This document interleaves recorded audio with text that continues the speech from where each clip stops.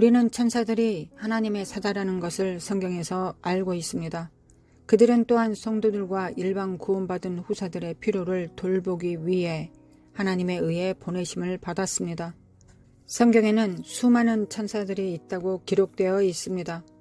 히브리서 12장 22절에 따르면 하늘에 있는 천사의 무리는 셀 수 없이 많습니다. 그러나 우리는 그들의 이름에 익숙하지 않습니다. 천사에 대한 대부분의 언급에서 우리가 하고 싶은 또 다른 항의가 있습니다. 어떤 사람들은 그들이 지상으로 돌아가는 죽은 자의 영이라고 가정합니다. 성경에 따르면 이제 그러한 개념에는 검증할 말씀이 하나도 없습니다. 천사는 하나님께서 창조하신 천상의 존재입니다. 그들은 인간의 몸에서 분리된 영이 아닙니다. 시편 8편 5절에 우리는 천사보다 조금 못하게 지음을 받았습니다. 우리는 같은 계급이 아닙니다. 그들은 인간이 창조되기 전에 존재했습니다. 창세기 3장 24절에 아담과 하와가 범죄하여 동산에서 쫓겨났을 때 문에 있는 천사가 그들이 낙원집으로 다시 들어가는 것을 막았습니다. 마태복음 22장 30절에 따르면 그들은 장가도 가지 않고 시집도 가지 않습니다. 하나님의 천사들은 사람이 만들어지기 전에 여기에 있었습니다. 루시퍼와 함께 죄를 지은 천사를 제외하고 하나님의 거룩한 천사들은 그들의 창조주를 사랑하고 그분의 모든 계명에 순종합니다. 당신은 시편 103편 20절에서 읽을 수 있습니다. 천사들의 무리에는 다양한 계급이 있습니다. 세라핌과 케루빔은 이사야서 6장 2절과 시편 80편 1절에 언급되었습니다. 천사들은 사람들을 돕기 위해 여기에 있습니다. 성경은 천사들이 나오는 책입니다. 성경 전체에서 4명의 이름이 있는 천사들만 있습니다. 여기에는 타락한 천사와 거룩한 천사가 포함됩니다. 그들 각각 신성하게 할당된 임무에 따라 수행하는 기능에 대해 간략하게 공부할 것입니다. 타락한 천사 루시퍼부터 시작하겠습니다. 이사야서 14장 12절에서 루시퍼를 지극히 높으신 분을 대항하여 그의 교만과 음모의 결과로 결국 타락하기 전에 하늘에 있었던 천사들 중 하나로 언급했습니다. 이사야서 14장 12절부터 14절 너 아침의 아들 계명성이여 어찌 그리 하늘에서 떨어졌으며 너 열국을 엎은 자여 어찌 그리 땅에 찍혀는고 내가 내 마음에 이르기를 내가 하늘에 올라 하늘의 무별 위에 나의 보좌를 높이리라 내가 북극 지폐의 산 위에 좌정하리라 가장 높은 구름에 올라 지극히 높은 자와 비기리라 하도다. 루시퍼는 하늘에 있는 아름다운 피조물이었습니다. 우리는 성경에서 그가 위대한 존재로 창조되었다는 걸 알 수 있습니다. 선지자 에스겔은 그를 완전한 인이었고 지혜가 충족하며 온전히 아름다웠다고 했습니다. 그는 기름 부음을 받은 덮는 그룹이었습니다. 그가 창조된 날부터 그의 모든 길이 완전하였습니다. 루시퍼는 하늘의 영광을 비추기 위하여 창조주에 의해 배치되었습니다. 이제 대천사 미가엘입니다. 미가엘은 하나님의 대천사로 알려져 있습니다. 즉 최고의 천사를 의미합니다. 성경은 종종 대천사 미가엘을 천국의 왕자로 언급합니다. 천사 미가엘은 전쟁과 관련된 천국의 대천사 중 하나입니다. 그가 성경에 언급될 때 대부분 싸울 전투가 있다는 것을 알아차릴 것입니다. 그는 영적인 전사입니다. 그는 전투를 전문으로 합니다. 전쟁이 없을 때 미가엘은 거의 언급되지 않을 것입니다. 천사 미가엘은 마지막 때의 주요한 역할을 담당합니다. 예상한 것처럼 우리는 다니엘 12장 1절에서 마지막 날을 봅니다. 그때 내 민족을 호위하는 대군 미가엘이 일어날 것이요 또 환란이 있으리니 이는 개국 이래로 그때까지 없던 환란일 것이며 그때 내 백성 중 무릇 책에 기록된 모든 자가 구원을 얻을 것이라. 성경에 선택된 단어들을 주목해 보십시오. 내 민족을 호위하는 대군 미가엘이라고 했습니다. 그는 전쟁과 관련된 천사일 뿐만 아니라 보호자이기도 합니다. 나아가 미가엘은 바울이 기록한 데살로니가 전서 4장 16절의 천사일 수도 있습니다. 주님께서 호령과 천사장의 소리와 하나님의 나팔 소리와 함께 친히 하늘로부터 내려오실 것이니 그리스도 안에서 죽은 사람들이 먼저 일어나고, 계시록 12장 7절부터 9절에서 천사 미가엘이 어떻게 악마와 타락한 천사들과의 전투를 이끌었고 그들이 천국에서 쫓겨났는지 볼 수 있습니다. 교만이 루시퍼가 전능한 자와 싸우도록 했습니다. 루시퍼의 계획이 밝혀지고 교만에 의해 완고하여져서 전쟁을 벌이려고 했습니다. 교만이 그의 타락을 부추겼습니다. 천사 미가엘과 그의 무리는 천국에서 루시퍼가 있을 곳이 없을 때까지 루시퍼와 전쟁을 했습니다.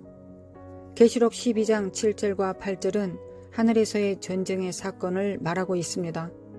하늘에 전쟁이 있으니 미가엘과 그의 사자들이 용과 더불어 싸울세 용과 그의 사자들도 싸우나 이기지 못하여 다시 하늘에서 그들이 있을 곳을 얻지 못한지라.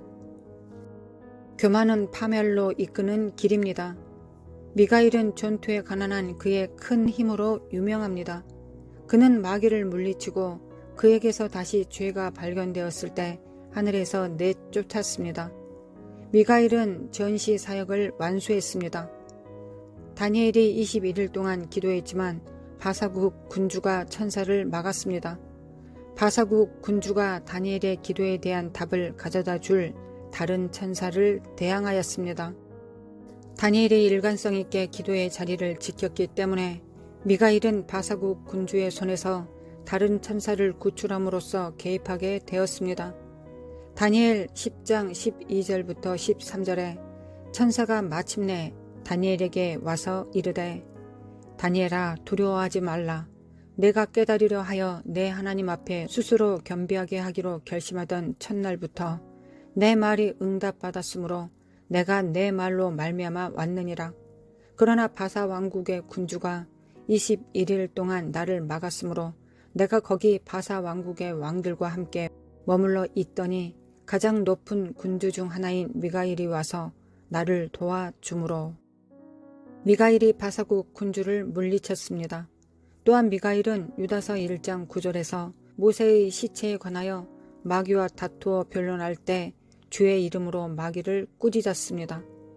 미가엘은 전투하도록 하나님에 의해 임명되었고 한 번도 패배한 적이 없습니다.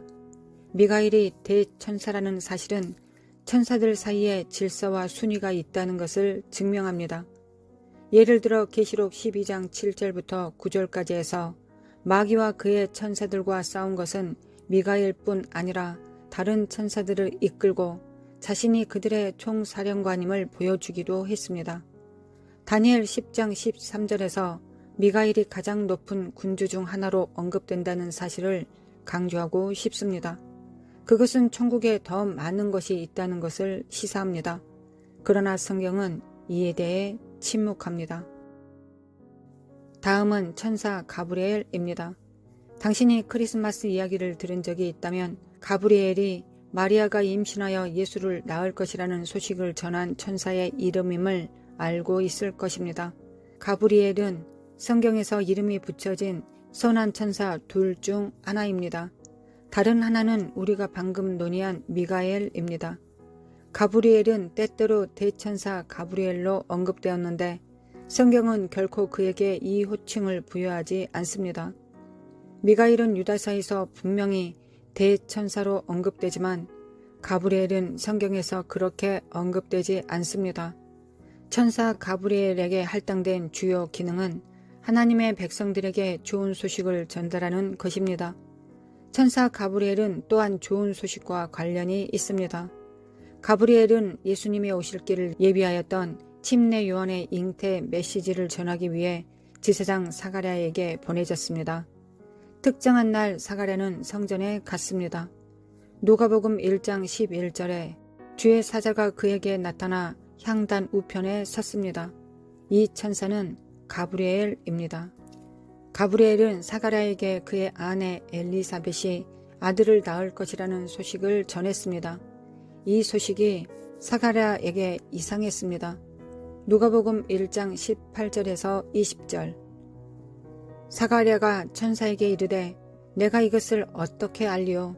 내가 늙고 아내도 나이가 많으니이다. 천사가 대답하여 이르되 나는 하나님 앞에 서 있는 가브리엘이라. 이 좋은 소식을 전하여 내게 말하라고 보내심을 받았노라. 보라, 이 일이 되는 날까지 내가 말 못하는 자가 되어 능히 말을 못하리니 이는 내가 내 말을 믿지 아니함이거니와 때가 이르면 내 말이 이루어지리라 하더라. 또한 가브리엘은 예수님의 어머니가 된 마리아에게 보내졌습니다. 누가복음 1장 28절부터 31절. 그에게 들어가 이르되 은혜를 받은 자여 평안할지어다. 주께서 너와 함께 하시도다 하니 처녀가 그 말을 듣고 놀라 이런 인사가 어찌함인가 생각하매 천사가 이르되 마리아여 무서워하지 말라. 내가 하나님께 은혜를 입었느니라. 보라, 내가 잉태하여 아들을 낳으리니 그 이름을 예수라 하라. 누가복음 1장 26절에 마리아 정혼자 요셉에게 나타난 자도 가브리엘입니다. 그녀의 잉태가 성령으로 된 것이니 요셉에게 마리아를 떠나지 말라고 합니다. 가브리엘이 성경에 등장할 때마다 사람들에게 좋은 소식을 전합니다. 세상은 그를 큐피드를 닮은 귀엽고 꽃같은 작은 메신저 소년으로 그렸습니다. 이것은 완전히 잘못된 것입니다. 가브리엘이 사가랴와 마리아와 다니엘에게 나타났을 때 세 사람 모두 두려움에 사로잡혔습니다. 누가복음 1장 12절. 사가랴가 그를 보고 놀라며 무서워하니. 누가복음 1장 29절. 마리아가 그를 보고 놀라 이런 인사가 어찌함인가 생각하매. 다니엘 8장 17절. 그가 내가 선 곳으로 나왔는데 그가 나올 때 내가 두려워서 하늘을 땅에 대고 엎드리매. 그는 그의 메시지를 계속 전하기 전에 그들 각자를 안심시켜야만 했습니다. 이제 성경에 이름이 있는 마지막 천사로 넘어갑시다. 대부분의 사람들은 그가 천사로 묘사된 것은 말할 것도 없고 그가 성경에 있는지도 모릅니다. 대부분의 사람들이 들어본 적이 없는 그 천사는 신약의 마지막 책 계시록에 등장합니다. 그의 이름은 아바돈 또는 아볼론입니다. 많은 기독교인들이 아바돈이라는 천사에 대해 들어본 적이 없습니다. 그들은 주로 미가엘과 가브리엘을 알고 있습니다. 아마도 그들이 여러 성경 구절에 등장했기 때문일 것입니다. 아바돈은 아볼론과 같습니다. 그는 계시록 9장 11절에 언급되었습니다. 그들에게 왕이 있으니 무저갱의 사자라. 히브리어로는 그 이름이 아바돈이요 헬라어로는 그 이름이 아볼론이더라.